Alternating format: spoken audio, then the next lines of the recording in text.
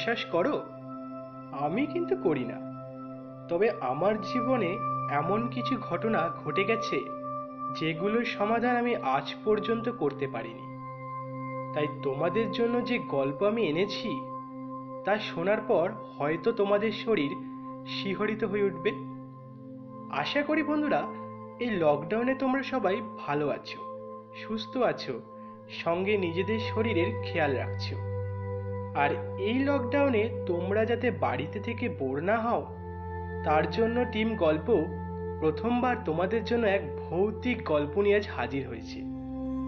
এই গল্পটি টিম গল্পের নিজস্ব বানানো। এটি কোনো জায়গা থেকে সংগ্রহ করা হয়নি। এই গল্পটির সঙ্গে বাস্তবে ঘটে যাওয়া কোনো গল্পেরই মিল নেই। তাই গল্পটি ভালো লাগলে একটি লাইক, শেয়ার অ্যান্ড কমেন্ট করে জানাবেন আমাদের এই প্রথম গল্প তোমাদের কেমন লেগেছে। তোমরা যদি টিম গল্পের আরও কোনো গল্প শুনতে চাও তবে তাড়াতাড়ি গিয়ে সাবস্ক্রাইব বাটনটি ক্লিক করে দাও এবং তার পাশে থাকা নোটিফিকেশন বেলটি অন করে দাও, যাতে টিম গল্পের অন্যান্য আপডেট তোমরা সবার আগে পেতে পারো। গল্পের প্রধান চরিত্রে দেবদাসের ভূমিকায় অর্পণ, রামর ভূমিকায় প্রবীণ এবং শ্যামলের ভূমিকায় সৌনক। গল্পটি লিখেছেন অর্পণ ও শুভা। গল্প পাঠে অর্পণ। শুরু হচ্ছে টিম গল্পের প্রথম গল্প, রামু।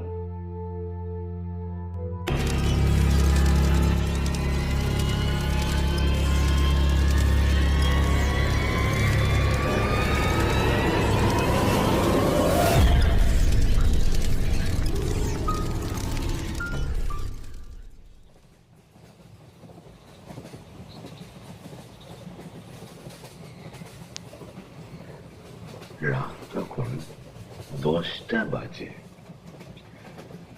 হঠাৎ ট্রেনের ঝাঁকুনির শব্দে ঘুমটা ভেঙে গেল।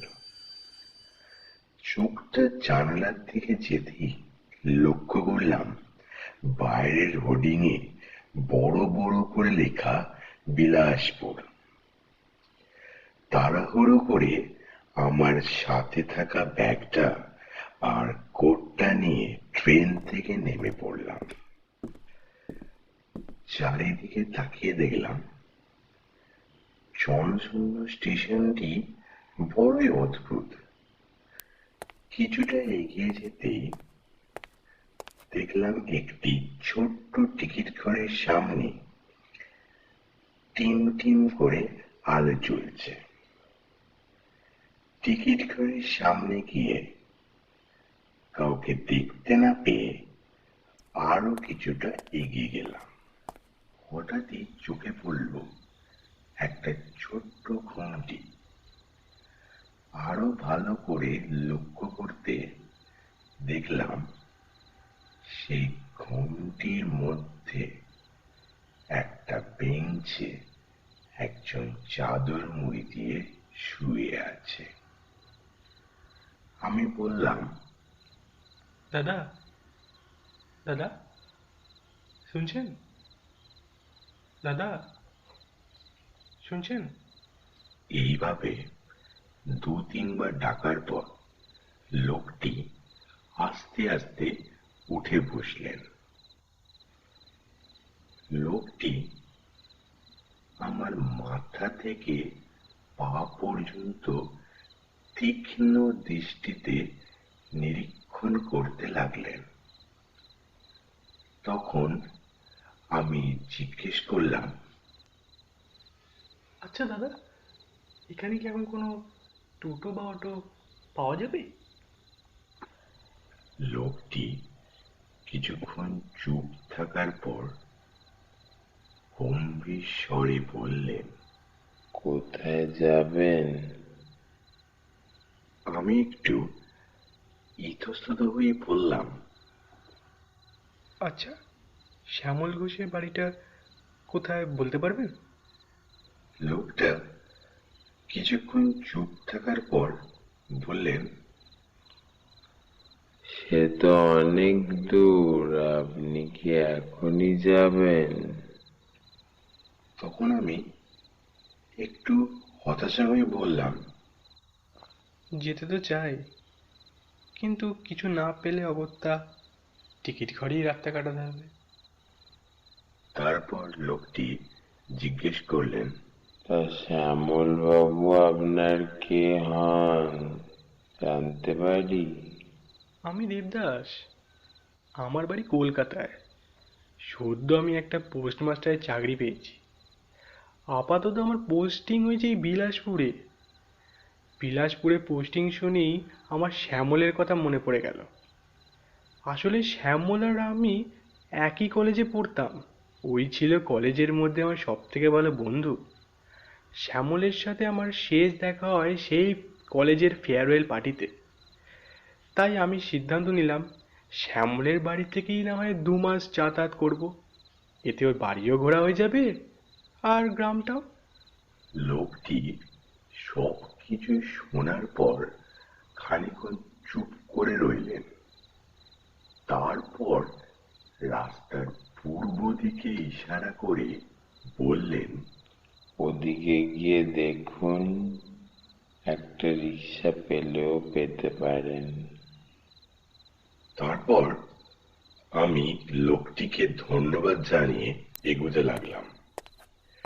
কিছু দূর যাওয়ার পর রাস্তার উপর একটা রিক্সাকে দাঁড়িয়ে থাকতে দেখলাম। যথারীতি রিক্সাতে কাউকে দেখতে না পেয়ে সামনেই থাকা একটি ধাবার মালিককে জিজ্ঞাসা করলাম, আচ্ছা, এই রিক্সাটা কার? কাউকে তো দেখছি না। কোথায় যাবেন? আচ্ছা, আপনাদের এখানে শ্যামল ঘোষকে কি চেনেন? ওরই বাড়ি যাব। ধাবার মালিক কিছুক্ষণ আমার দিকে এক দৃষ্টে তাকিয়ে থাকার পর রামু বলে হাঁক দিয়ে বললেন, রামু, বাবুকে একটু শ্যামলদার বাড়ি ছেড়ে দেয় তো। কিছুক্ষণ পরেই পর্দার আড়াল থেকে রোগা কালো জীর্ণ শরীরে একটা বছর কুড়ির ছেলে বেরিয়ে এলো। পরনে ছিল একটা কালো হাফ প্যান্ট ও সাদা ছেঁড়া একটা গেঞ্জি। ছেলেটা ধাবার মালিকের দিকে এক ঝলক তাকিয়েই আমাকে বলল, বাবু, আপনি রিকশাতে গিয়ে বসুন।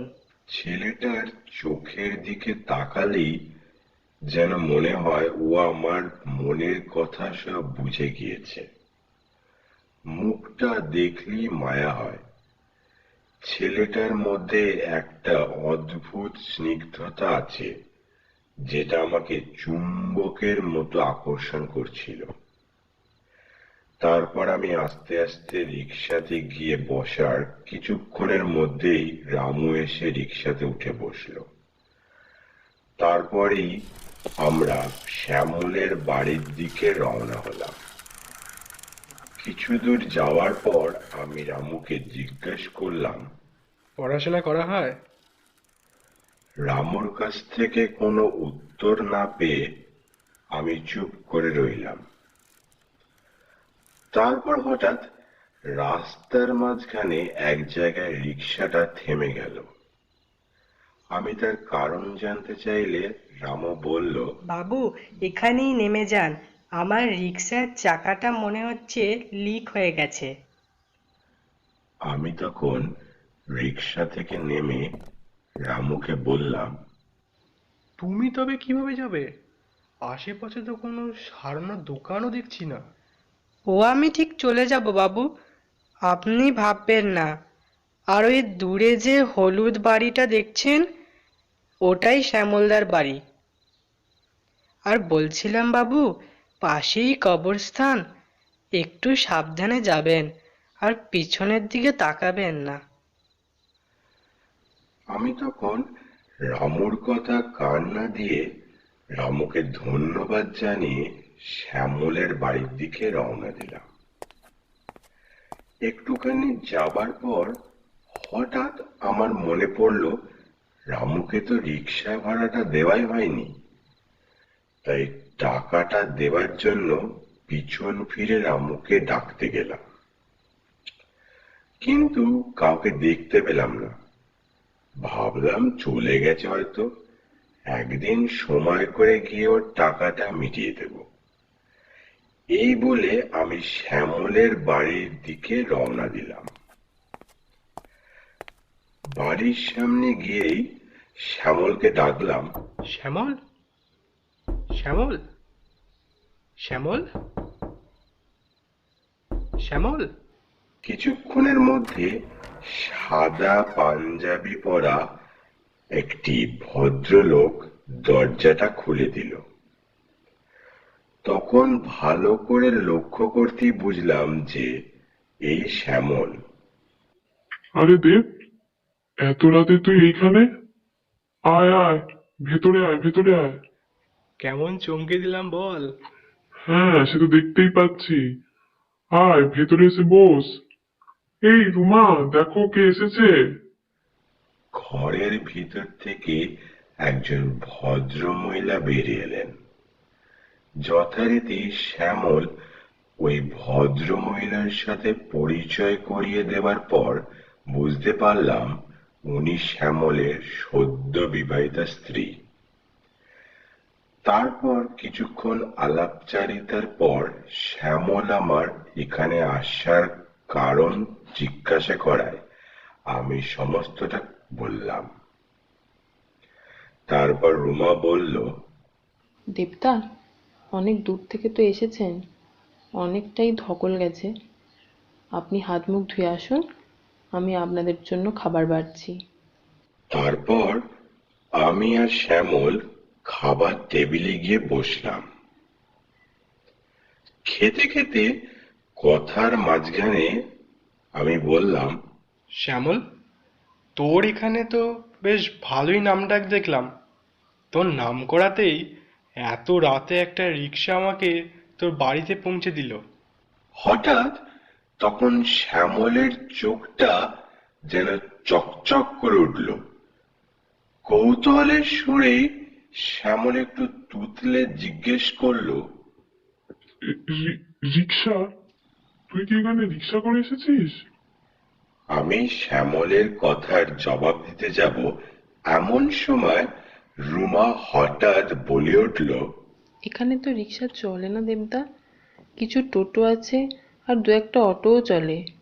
আপনার বন্ধুর মুখে শুনেছি আগে নাকি এখানে রিক্সা চলতো, কিন্তু এখন। রুমাকে কথাটা শেষ করতে না দিয়েই শ্যামল বলে উঠল, আহা, এসব কথা এখন থাক না। দেব, তুই তো কিছু খাচ্ছিসই না। এই রুমা, দেখো না দেব কি নেবে। দেবদা, আপনি কিন্তু লজ্জা করবেন না, যা লাগবে চেয়ে নেবেন। হঠাৎ একটা ছোট্ট লাল ফ্রক পরা মেয়ে মামা বলে ডাকতে ডাকতে টেবিলের সামনে এসে চুপ করে দাঁড়িয়ে রইল এবং আমার দিকে তাকিয়ে মুচকি মুচকি হাসতে লাগলো। আরে দেব, তোকে তো আরেকজনের সাথে আলাপ করিয়ে দেওয়াই হয়নি। এই টুকটুকি মা, এইদিকে একবার আয় তো। এই দেখ, একটা কাকু। এখন থেকে কি এই কাকুটা আমাদের সাথে থাকবে?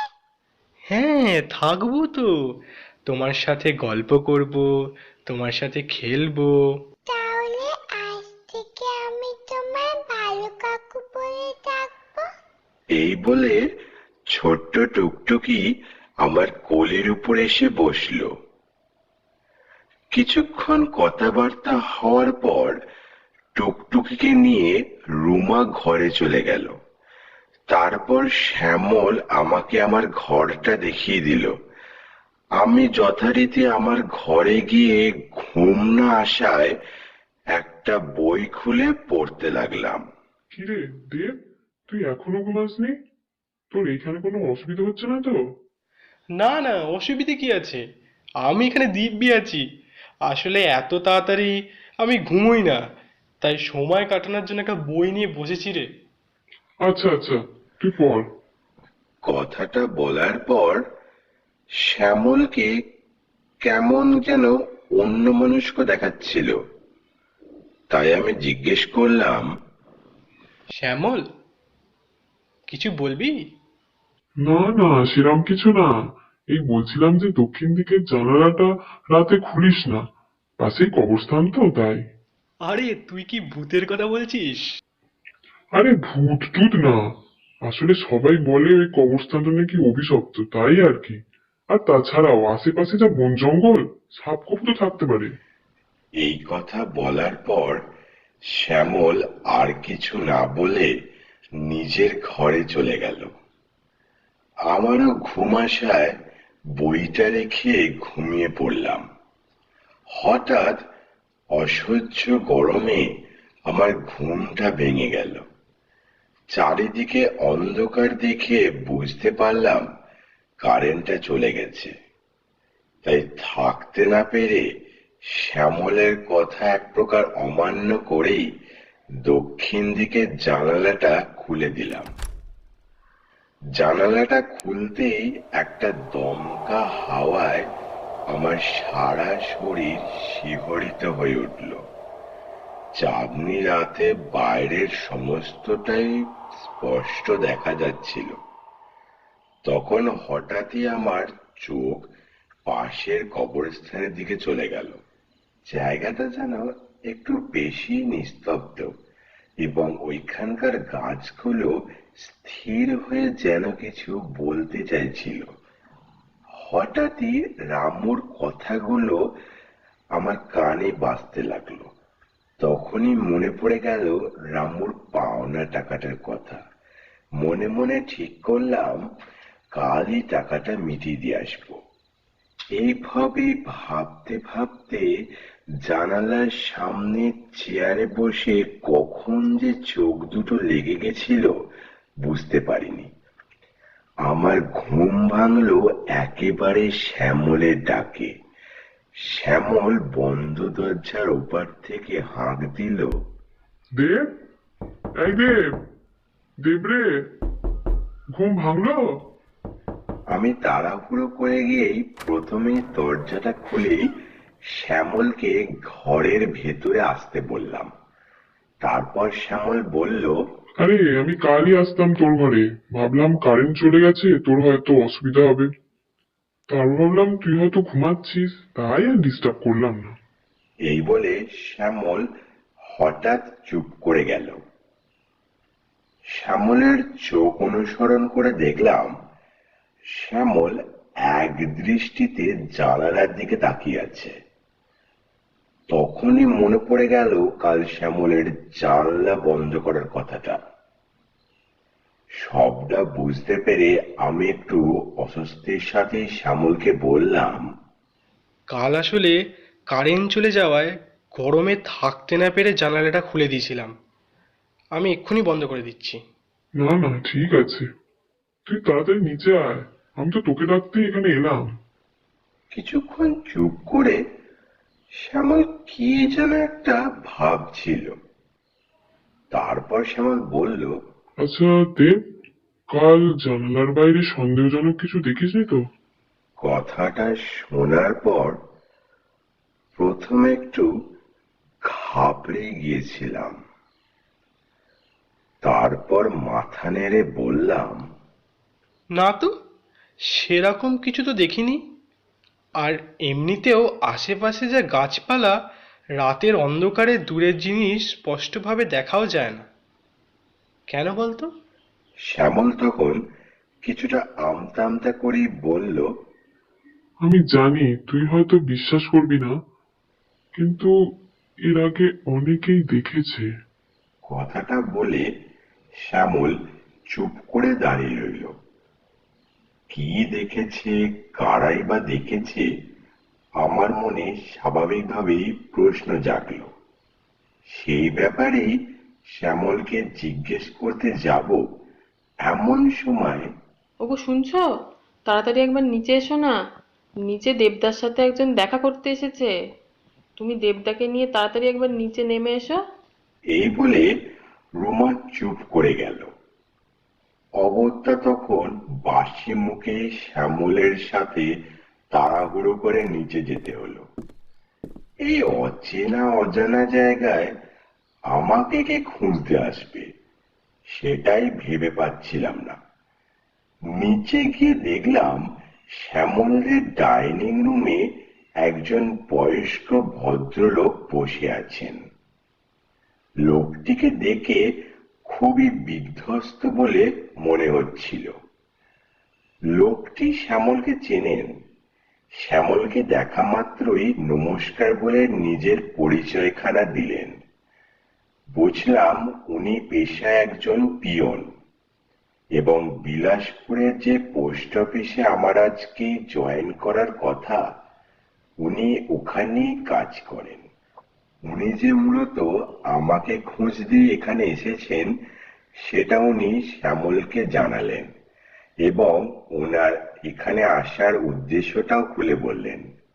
ব্যাপারটি হলো, কাল রাতে এখানের পোস্ট অফিসে ডাকাতি হয়েছে এবং যেহেতু পোস্টমাস্টার হিসেবে আজকে আমারই জয়েন করার কথা, তাই দুর্ভাগ্যবশত আমাকেই সমস্ত দায়িত্ব সামলাতে হবে।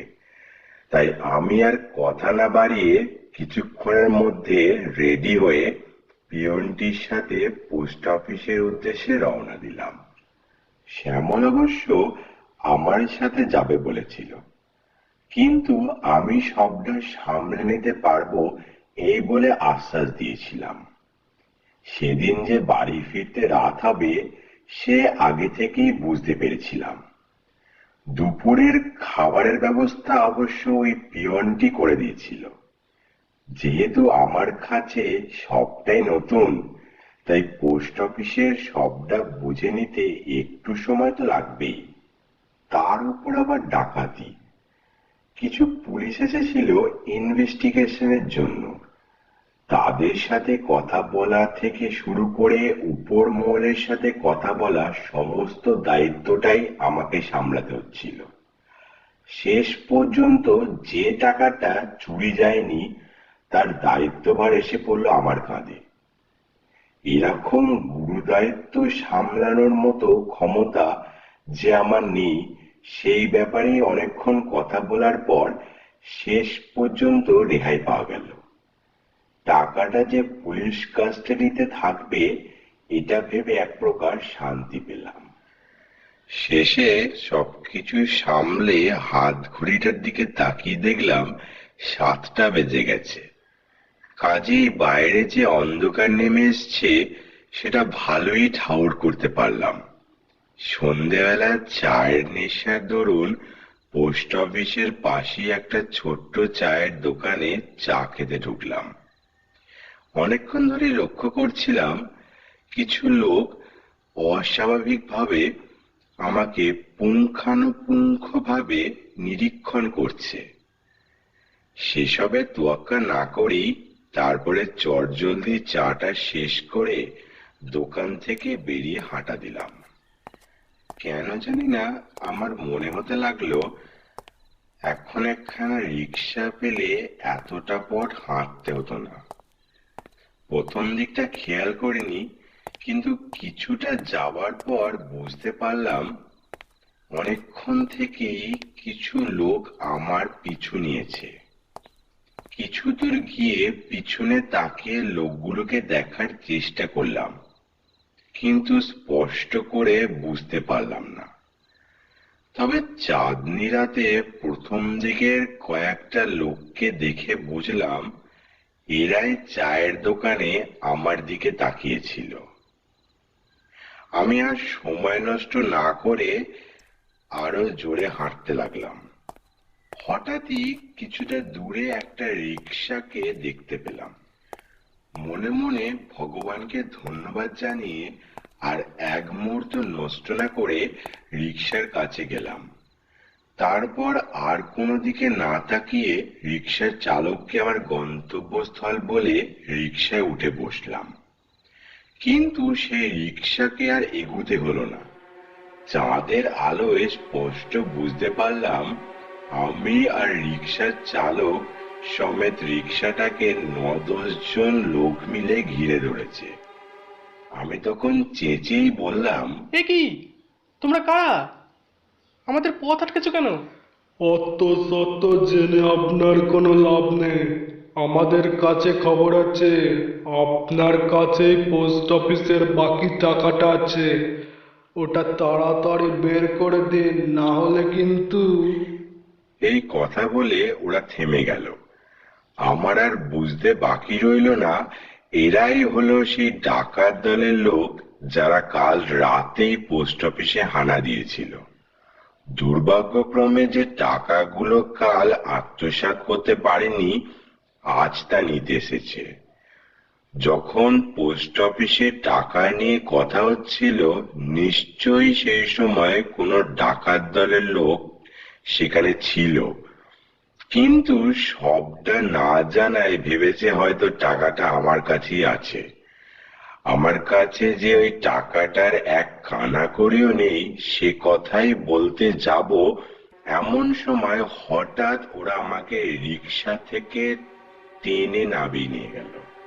প্রথমেই আমার অফিস ব্যাগটা কেড়ে নিল, তারপর একটা লোক ওর কাছ থেকে একটা ধারালো অস্ত্র বের করে আমার দিকে তাক করতে যাবে, এমন সময় হঠাৎ রিক্সার চালকটা সামনে এসে যাওয়ায় মুখটা পরিষ্কার করে দেখতে পেলাম না ঠিকই, তবে ওকে দেখে যেন হঠাৎ আমার রামুর কথা মনে পড়ে গেল। তারপর হঠাৎই আমার দিকে ধেয়ে আসা ওই ধারালো অস্ত্রের সামনে রিক্সার চালকটি রুখে দাঁড়ালো, যেন মনে হলো পৃথিবীর সমস্ত শক্তি একত্রিত করে ওটাকে আটকাতে চাইছে। কিন্তু এ কি, ধারালো অস্ত্রটি রিক্সার চালকের শরীর ভেদ করে চলে গেল, অথচ কোনো রক্ত দেখা যাচ্ছে না কেন? এই কি অস্বাভাবিক দৃশ্য! সেই মুহূর্তে ডাকাত দলের লোকেরা যে যেদিকে পারলো পালিয়ে গেল। আমি তখন বাকরুদ্ধ এবং এতটাই ভয় পেয়ে গেছিলাম যে ওই জায়গা থেকে এক চুলও নড়ার ক্ষমতা হারিয়েছি। সেই মুহূর্তে হঠাৎই রিক্সার চালকটি আমার দিকে ঘুরে দাঁড়াতেই আমার সারা শরীর হিমশীতল হয়ে গেল। এই রিক্সার চালকটি হুবাহু রামুর মতন দেখতে। আমি সেই সময় বুঝতেই পারছিলাম না যে এ কি সত্যি রামু নাকি আমার চোখের ভুল। এইভাবে যে কতক্ষণ ওখানে দাঁড়িয়েছিলাম আমার মনে নেই, তবে তার কিছুক্ষণের মধ্যেই আমি জ্ঞান হারিয়েছিলাম। জ্ঞান হারার পর যে কি হয়েছে তা আমার কিছুই মনে ছিল না। জ্ঞান ফেরার পর প্রথমেই শ্যামলকে দেখে একটু অবাক হলেও পরে শ্যামলের কাছ থেকে সবটা শুনেছিলাম। জ্ঞান ফেরার পর দেখলাম সকাল হয়ে গেছে। আমি শ্যামলদের ঘরের বিছানাতেই শুয়েছিলাম। শ্যামল তখন আমায় বলল, হ্যাঁ রে, এখন শরীরটা ঠিক লাগছে তো? একটু জল খাবি? হ্যাঁ হ্যাঁ, আমি ঠিক আছি। আমাকে নিয়ে এত ব্যস্ত হোস না। কিন্তু আমার একটা কথা বলতো, আমি এখানে এলাম কি করে? আরে তুই তো পোস্ট অফিস থেকে আমাদের বাড়ি আসার পথে যে মাঠটা আছে, ওই মাঠের ধারেই অজ্ঞান হয়ে পড়েছিলিস। কালকের ওই পিয়নটা তোকে সকালে দেখতে পেয়ে কিছু লোকজনের সাহায্য নিয়ে ওই অজ্ঞান অবস্থাতেই তোকে এইখানে নিয়ে আসে। কিন্তু তুই একটা কথা বলতো, কাল রাতে কি হয়েছিল যে তোর এই অবস্থা?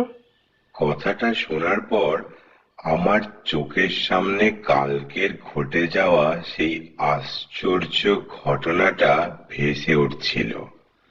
নিজেকে কিছুটা সামলে নিয়ে শ্যামলকে সবটা খুলে বললাম।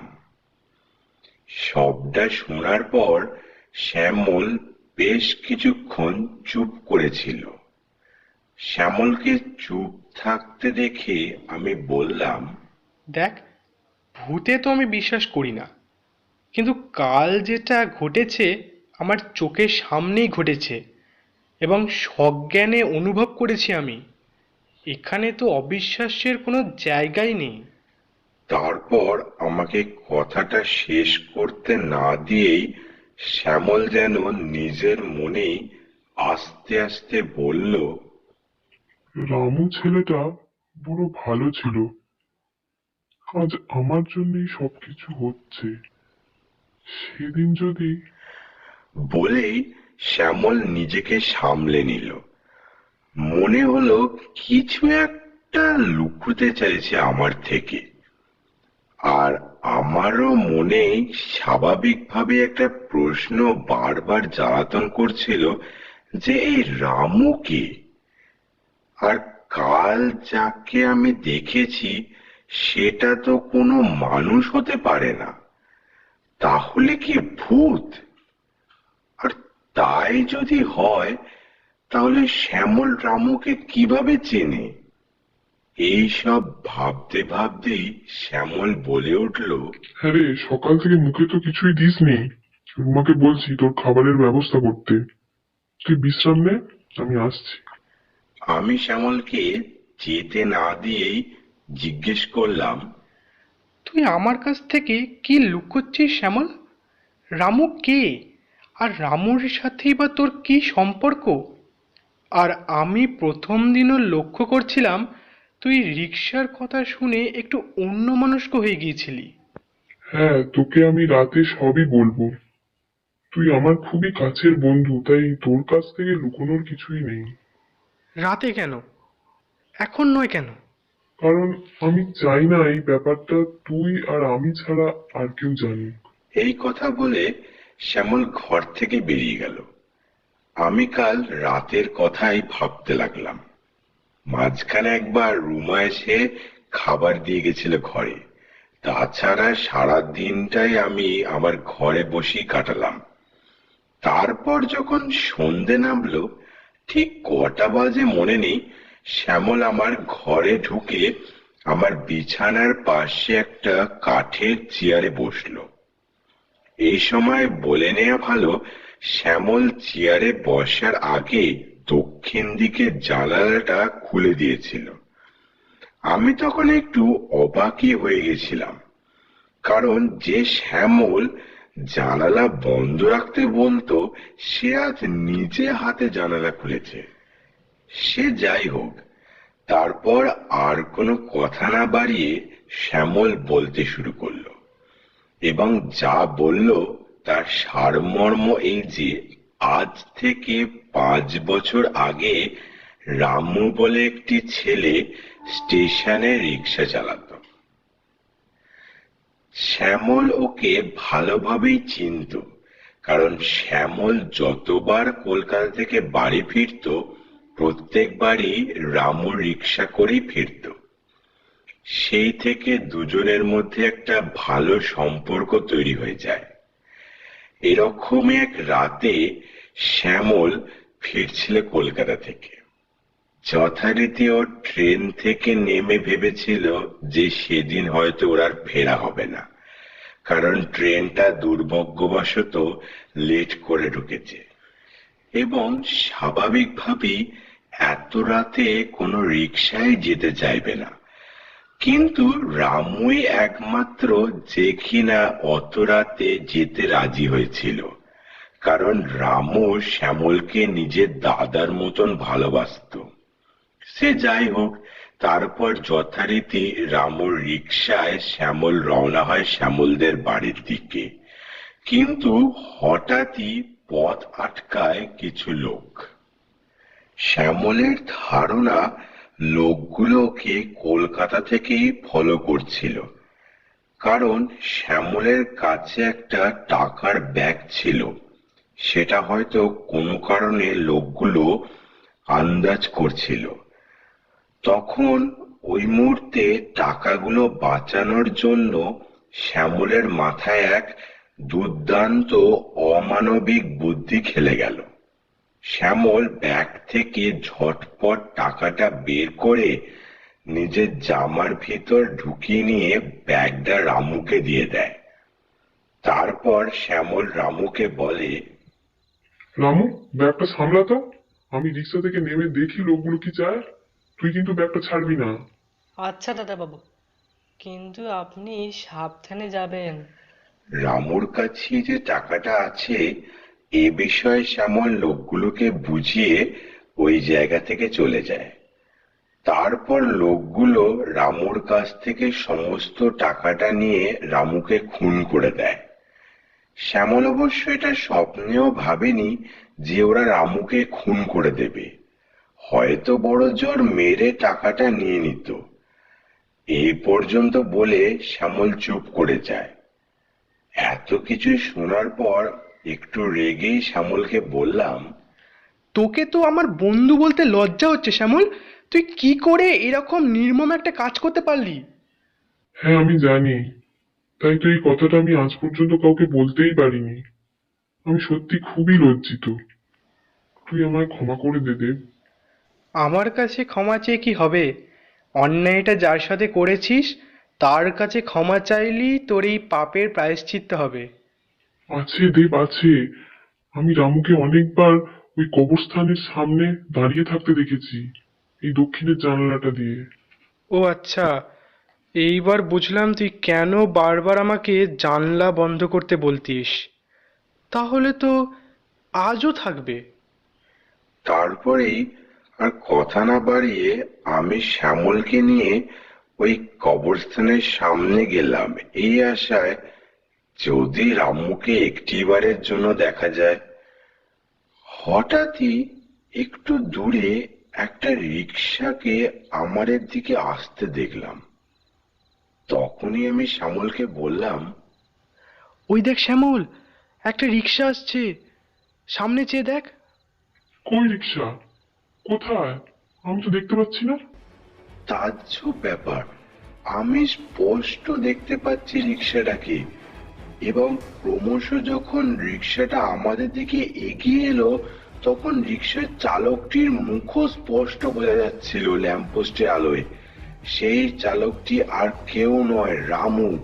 কিন্তু শ্যামল কেন কিছু দেখতে পাচ্ছে না? শ্যামলকে আমি যতবারই রামুকে দেখানোর চেষ্টা করছি ও কিছুই দেখতে পাচ্ছে না। তখন শ্যামল রামু রামু বলে চিৎকার করতে করতে অজ্ঞান হয়ে গেল। তারপর হঠাৎ ট্রেনের শব্দে আমার ঘুমটা ভেঙে গেল। উঠে চারপাশে তাকিয়ে দেখলাম আমি বিলাসপুর প্ল্যাটফর্মে একটি বেঞ্চে শুয়ে আছি। ট্রেন এসে পড়ায় আমি তাড়াহুড়ো করে আমার ব্যাগপত্র নিয়ে ট্রেনে উঠে পড়লাম। ট্রেনে যেতে যেতে আমার একটা কথাই মনে হতে লাগলো, রামর রিক্সা ভাড়াটা তো দেয়া হলো না।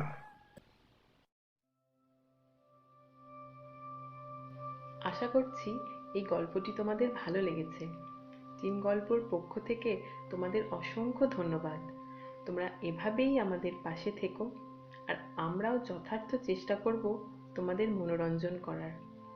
এই গল্পের পার্শ্ব চরিত্রে ধাবার মালিকের ভূমিকায় মানস সাঁতরা, লোকটির ভূমিকায় দেবজিৎ রায়, রুমার ভূমিকায় শুভা মুখার্জি ও টুকটুকির ভূমিকায় শ্রুতি মুখার্জি, এবং সাউন্ড এফেক্টসে রমেশ নন্দী, দেবরাজ মল্লিক, সুশীল কুমার ও জয়তী চক্রবর্তী।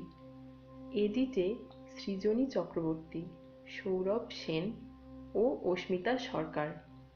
পোস্টার ডিজাইনে দিব্যেন্দু চক্রবর্তী। তো বন্ধুরা, আজকের মতো আমরা এখানেই বিদায় নিচ্ছি। পরবর্তী আবার এরকমই একটি গল্প নিয়ে তোমাদের সামনে হাজির হব। তোমরা ভালো থেকো, সুস্থ থেকো এবং টিম গল্পের পাশে থেকো।